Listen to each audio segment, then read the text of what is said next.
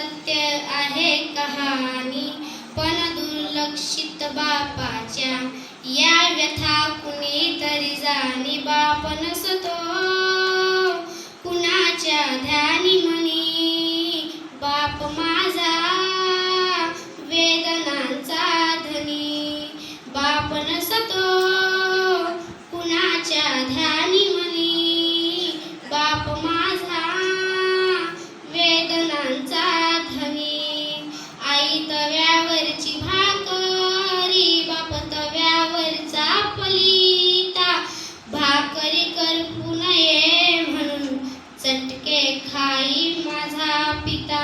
वेदना किती जरी झाल्या तो कुणाला सांगत नाही, फक्त गरजा परिवाराच्या तो पूर्ण करत राही. दुःख लपवून हसतो वरवरुनी, बाप माझा वेदनांचा धनी.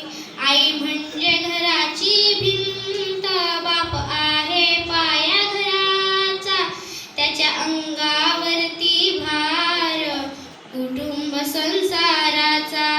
पत्नीला जरीची साडी, नवे कपडे मुलांना आणून, बाप माझा गावभर फिरतो फाटलेली बनियान घालून. फाटकी चप्पल केसाला नाही फणी, बाप माझा वेदनांचा धनी.